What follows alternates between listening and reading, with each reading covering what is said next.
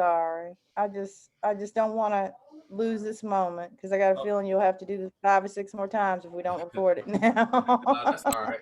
Thank you. So just to let everybody know, I ain't recording now.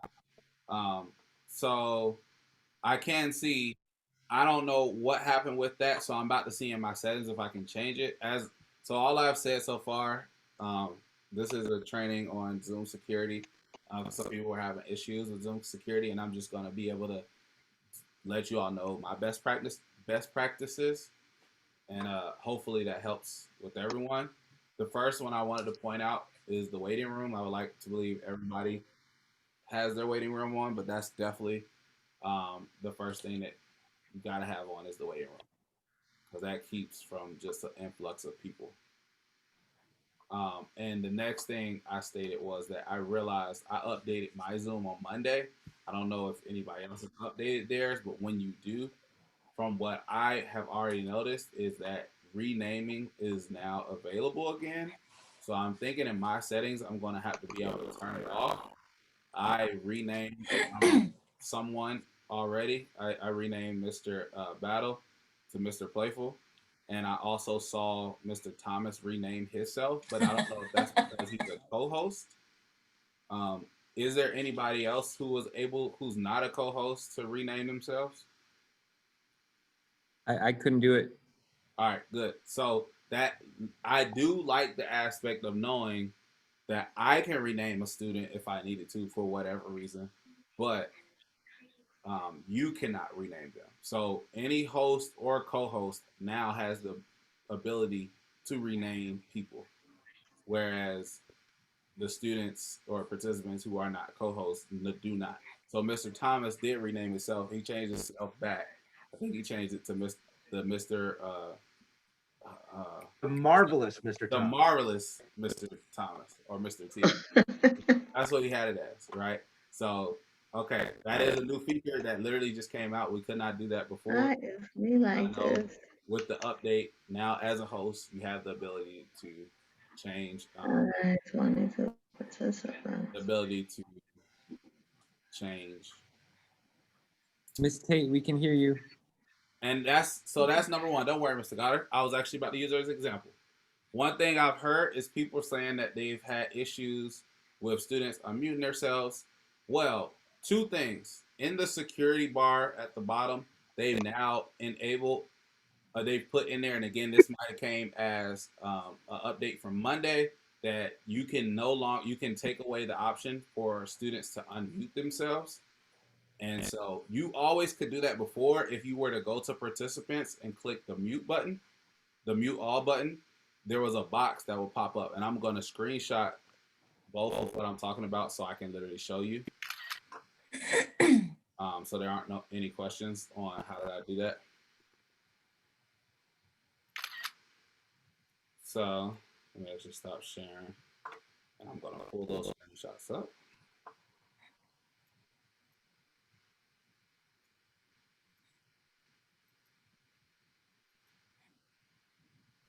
So now, once I share, if you go to participants, you'll see the mute all button. If you click that mute all button,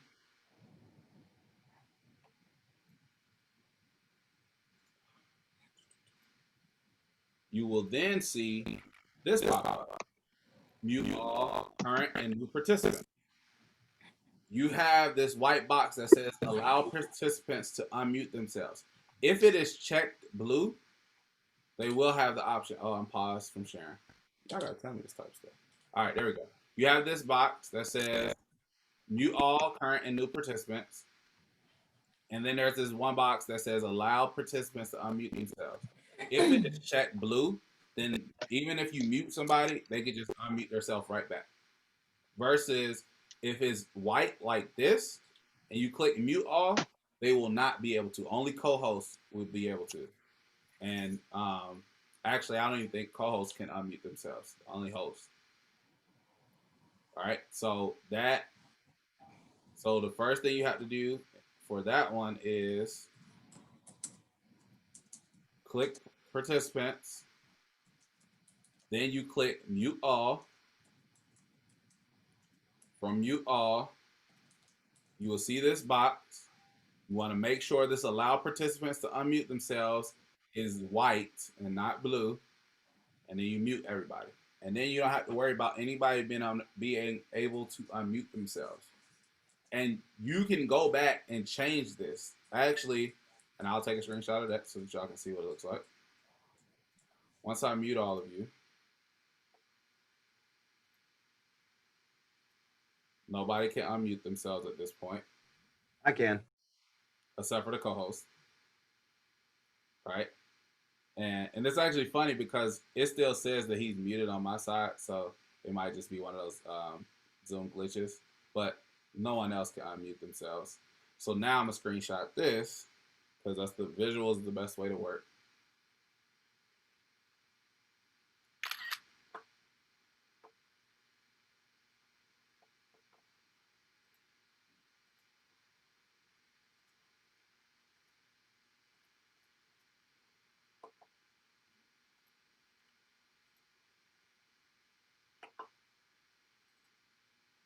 And as you can see, there is and maybe I'll make it bigger. Oh, that didn't help. Let me zoom in. When you go to participants again, if you click the more button, you can now allow participants to unmute themselves again. That's again your choice to do after you muted everybody. So if it's a time where video is playing or you're doing some type of lecture, or you could be having somebody present, you mute everybody, and then you can simply unmute that one person. You don't even have to allow participants to unmute themselves. You hover over their name, and it'll give you a choice to unmute them. Let's see, I got a question. Let's see. Oh, LOL. I'll meet Mr. Thompson. Please, thank you. All right. So if you have updated your Zoom, and I'm going to screenshot this just so we can talk about it. I think Ms. Body has a question. Oh, go ahead, Ms. Body. Oh, wait, I got to unmute you. You can unmute yourself now. Well, thank you so much, Mr. Swain. No problem. So are there keyboard shortcuts to do these things? 'Cause sometimes they're moving kind of fast, and this whole point, click, I want to make it happen quickly. I have not known any keyboard shortcuts.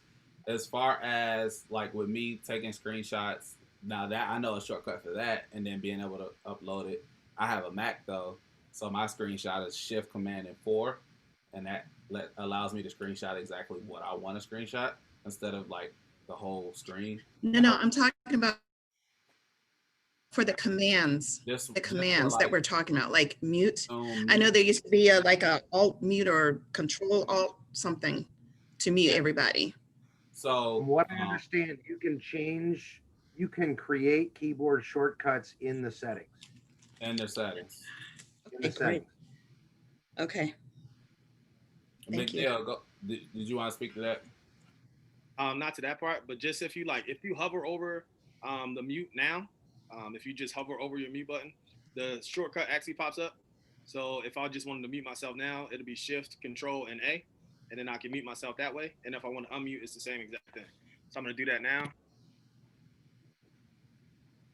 That's the way it works. I know for those two. I don't know about any other ones though. And that would be for a student muting themselves. So I'm now actively looking in Zoom just to kind of see if I can figure out the shortcuts really quickly. I've never had an interest to, so I've never like paid attention to it, but it could be very useful to be able to have shortcuts for muting all students. Mr. Thomas, did you know exactly where?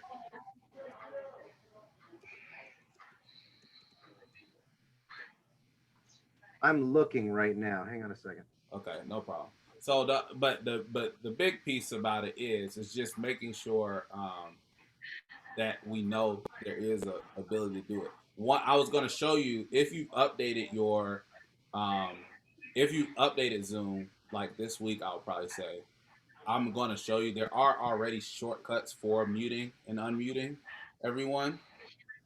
So I wanted to screenshot this really quickly.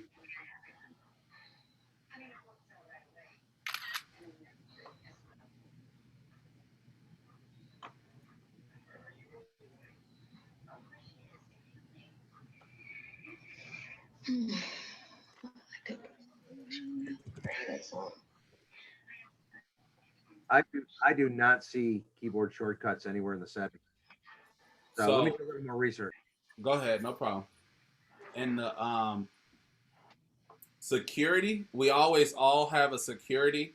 The screen share, the chat, and normally annotation is always there. Annotation pops up when you're sharing your screen, but this unmute themselves has just been added. Right now, I have it as checked, meaning I'm allowing participants to unmute themselves.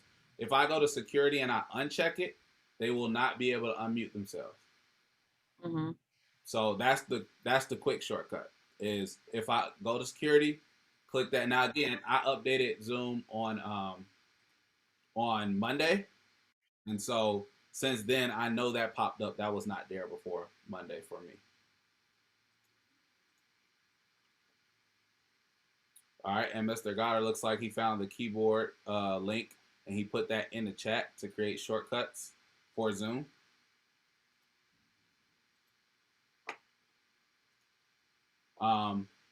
So that's the first big one I knew. Is some people were having problems, and I know for myself, sometimes I do, and I just mute everybody if it's somebody who for some reason just can't keep themselves muted, and it's just like background noise. I'll just mute everybody until I'm ready for people to talk again. So now let's get back to the settings. See if there's anything else important going on in the settings. So the waiting room, the passcode, required passcode and personal, if you use your personal one every day, then you can have that turned on. A lot of us have multiple links.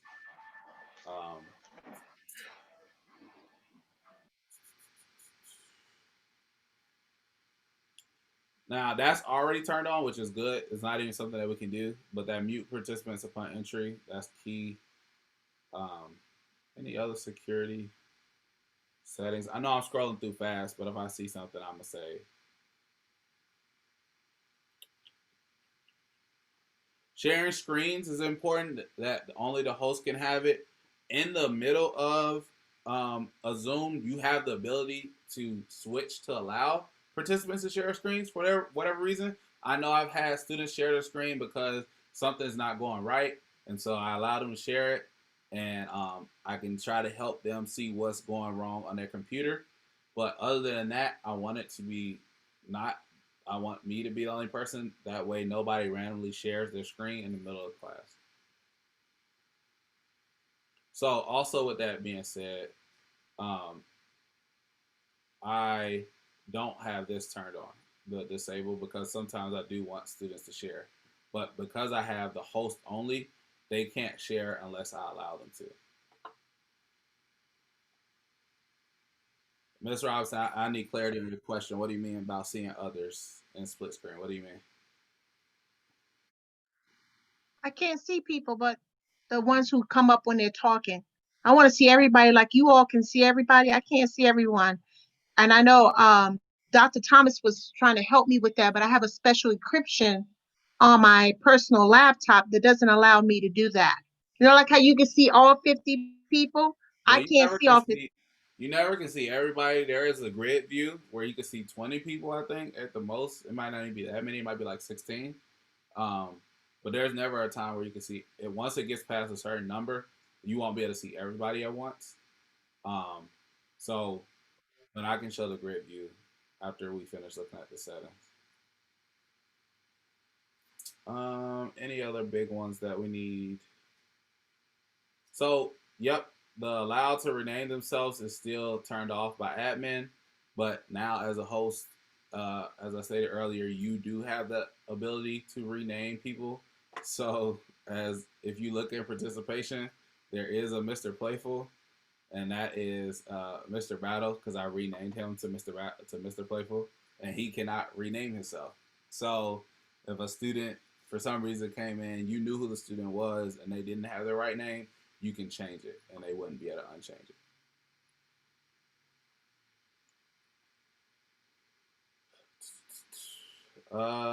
So those are key things in the settings, because all the rest of this, When the only other thing I'm gonna show is when you have created your meetings,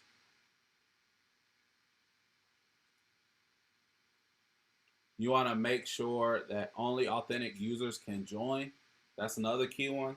Now I know originally I had at the beginning of the school year, because of that, there were a lot of problems with kids joining, but Mr. Johnson has created a PD with how to join Zoom through Clever, and Mr. Denolis created a video with also how to join Zoom through the actual Zoom website with your PGCPS. So through those two resources, I pretty much got all of my students who come normally and that were having problems, I got them to be able to get into Zoom without any problems with this turned on. So I can share those resources with everybody here if they're still having students, like if they have this turned off because they're worried that students still can't get on. But if you have this turned off, there is a bigger risk of being Zoom bombed just because anybody can join with any email. There's still always a risk anyway, but there's a much higher risk if you don't have that feature turned on. Mr. Swain, question. Yes. So with parent-teacher conference coming up on Monday, you said there is a way for parents to actually join as well without them being authenticated users, or do we have to turn it off for parent-teacher conference?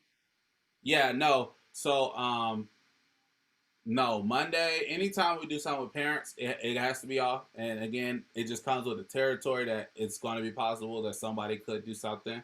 But when you look at a day like Monday or like back to school night, if all teachers are made as co-hosts, things can get, fixed much faster because there's 4 eyes in the there are 4 eyes in the participants link. So as soon as somebody does something crazy, sure, it happened, but amongst the 4 people in the meeting, y'all should be able to get it kicked out, remember the name, and make sure that name can't get back in.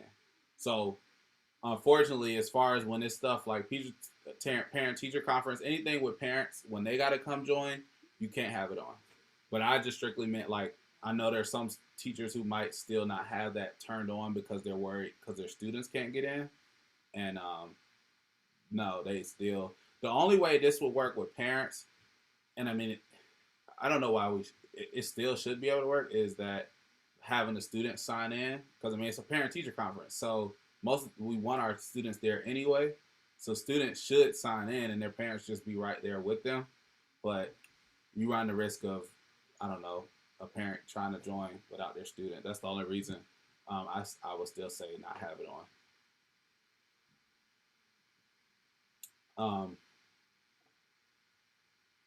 Let me see. That was it for settings. Now I see a question in the chat that I will address.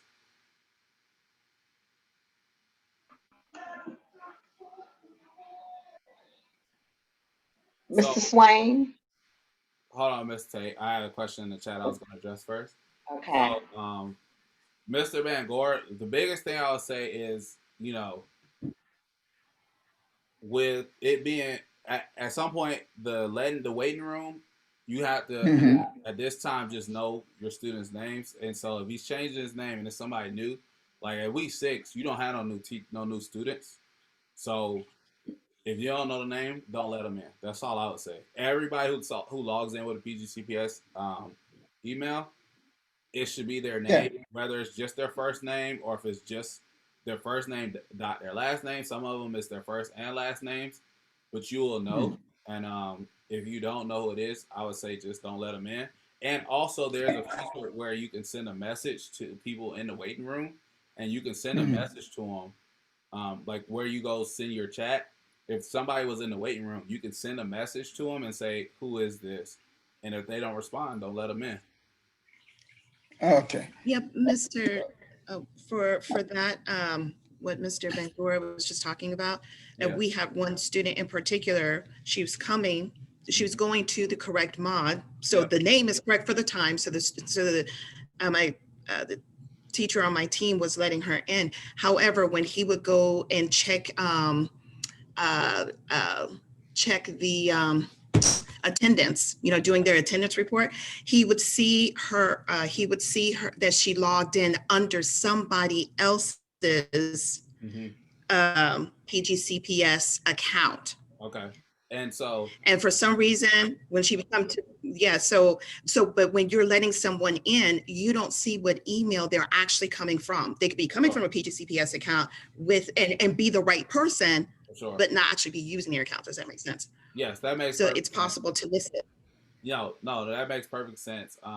Because just like we have profiles, they have profiles, and we can go change what we want our name to be in our profile.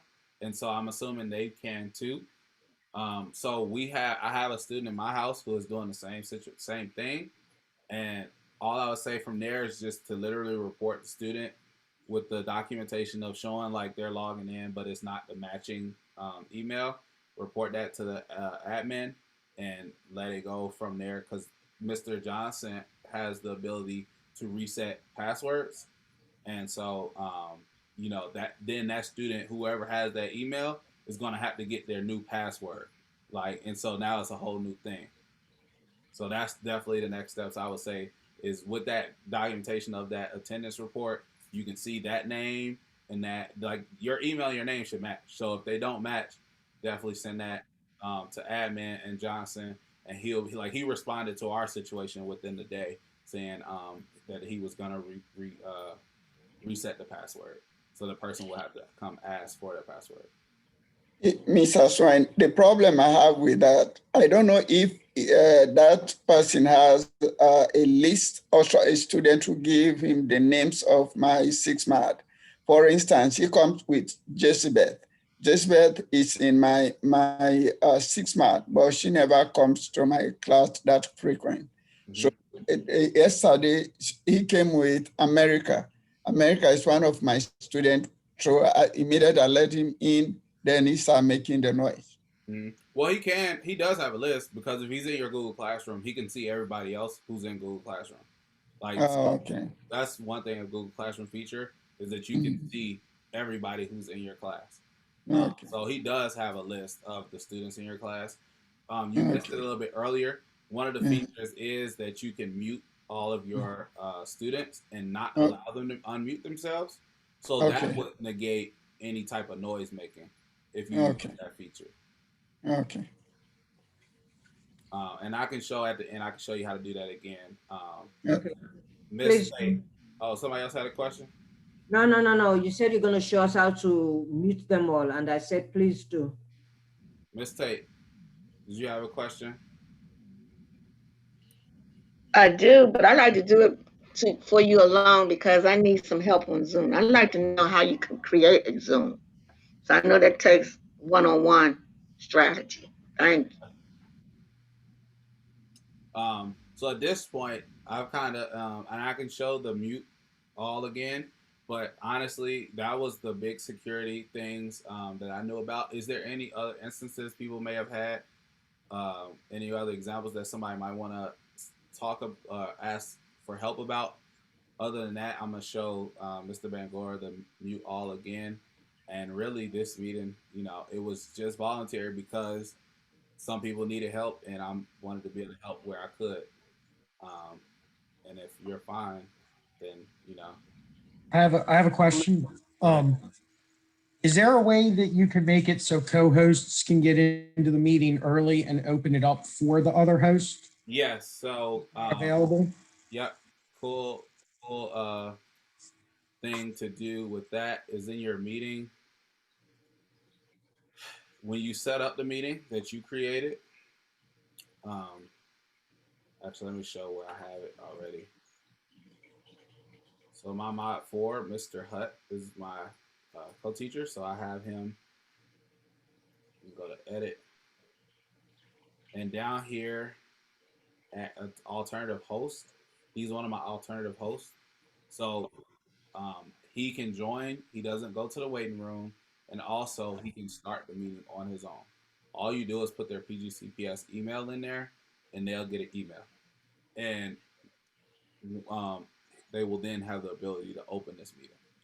So we are trying to do it this morning. We put Mr. Richard Mr. Hudson's name, but when we click save, they would not let him in. Like you put him here as the alternative host. Right. And Mr. Richard, did you get your email saying you've been added as the alternative host? No, I did not get an email. I don't think. I will double check, but I don't think I got one. So then that's the only thing is you just have to make sure No. there's no, like Zoom is really sensitive, so there can't be a space at the beginning. When you put it in, you just gotta make sure it's put in exactly how his email is, and you should definitely get it as soon as that happens. Ms. Robinson Walters is on the call. She is also one of my co-hosts for my second mod, and she started my meeting before I got in there today. Because I think we were already in the meeting when the IT guy came and helped us with it. Okay. If that affected it. Yeah. So but I was able to admit and mute people and stuff like that. Okay. So so I got the privileges, but I don't think I ever got an email. Okay. So yeah, if you actually are the alternative host, Mr. Bangor should be able to go to his Zoom and see your name here, like I see Ms. Robinson Walters. And then also, you should be able to go to your Zoom and see this meeting amongst your Zooms now, whatever that meeting is. Mr. Swan, you said Mr. Johnson does the passwords. Say it again. You said Mr. Johnson does the passwords. Yeah, Mr. Paul Johnson, he does the password. So even if you not O Johnson. Oh, I thought O Johnson. Okay. O Johnson. You already knew that. I have a question. Somebody else had a question?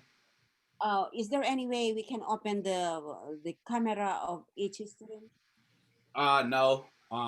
Zoom doesn't have a feature. You can ask for them to turn it on, but ultimately it's their decision to turn it on or not turn it on. Oh. But there's no button to make it mandatory. Okay. Good question. Any other questions? And so I'm gonna show the mute all again because I know I had Mr. Bangor who wanted to see it, and Miss Stout.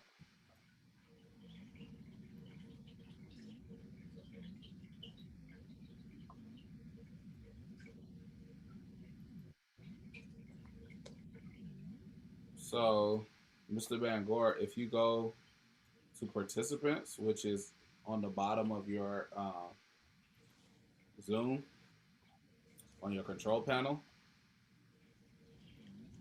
Okay. it shows your participants like this. Yes. Once you see that, there's a mute all button right there in the middle. Mm-hmm. Mm-hmm. So once you click that mute all button, this screen will pop up. Mm-hmm. Mute all current and new participants. And the big thing is it says allow participants to unmute themselves. You want to make sure this is white. Okay.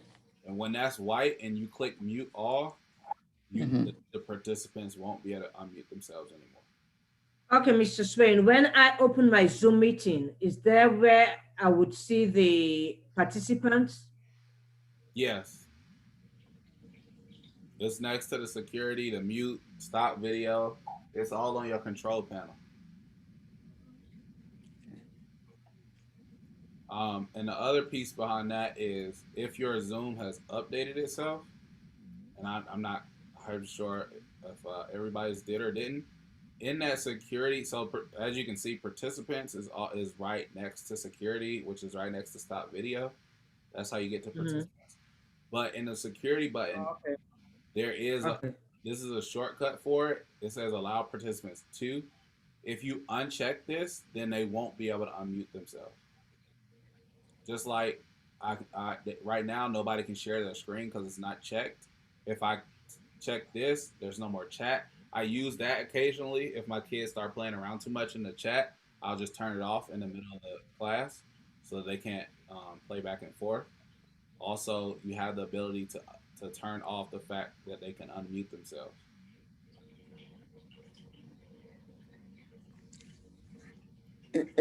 please just go over what you did.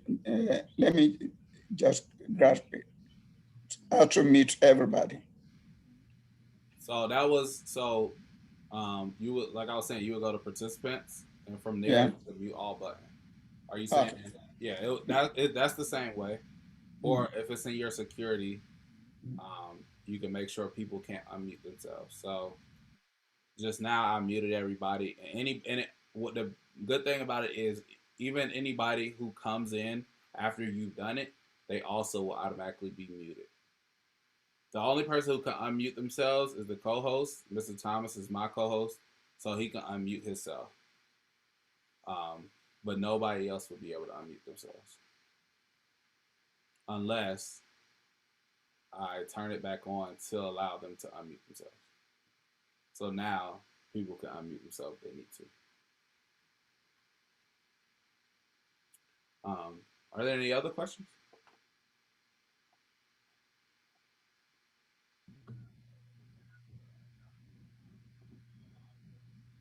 All right, well,